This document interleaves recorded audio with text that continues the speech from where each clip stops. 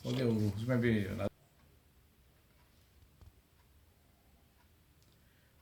عزیز القدر ناظرین اکرام، سلام مسنون، ڈاکٹر آر عبدالحمید انمول سیریز سے آپ سے مخاطب ہوں۔ شادی ہونا، بچے پیدا کرنا اور پالنا کوئی بڑی بات نہیں ہے۔ چرندے پرندے درندے بھی اپنے بچوں کو پال لیتے ہیں۔ مرغی بھی پال لیتی ہے، ہاتھی بھی پال لیتا ہے۔ ممتا اللہ تعالیٰ نے ایسے درندوں میں بھی رکھی ہے، پرندوں میں بھی رکھی ہے، چرندوں میں بھی رکھی ہے، انسانوں میں بھی رکھی ہے۔ ہر ذی روح مخلوق اپنے بچوں کو پالتی ہے۔ اپنے بچوں کو اچھی تعلیم دینا ضروری ہے، اور یہ غیر قوم کا چپل سینے والا چمار بھی آج کل اپنے بچے کو ڈاکٹر اور انجینئر بنا رہا ہے۔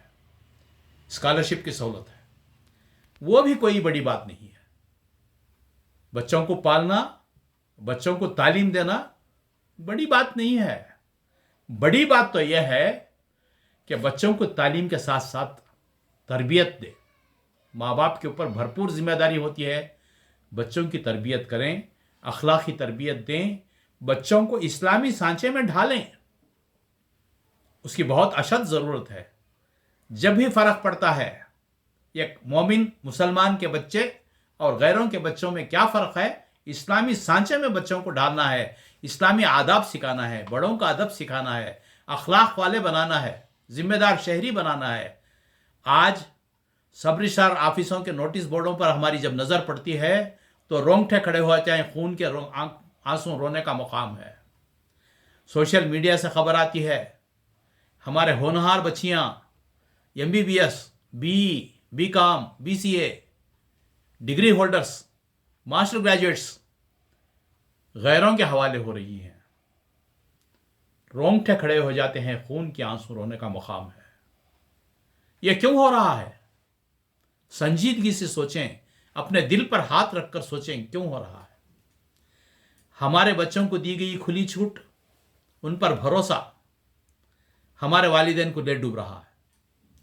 اس لیے بچپن سے جوانی تک والدین کی 100% ذمہ داری بنتی ہے کہ اپنے بچوں کی بھرپور نگرانی کریں۔ وہ کہاں جا رہی ہیں، کیا پڑھ رہی ہیں، کس سے مل رہی ہیں، آپ کی یہ نظر ہونا ہے۔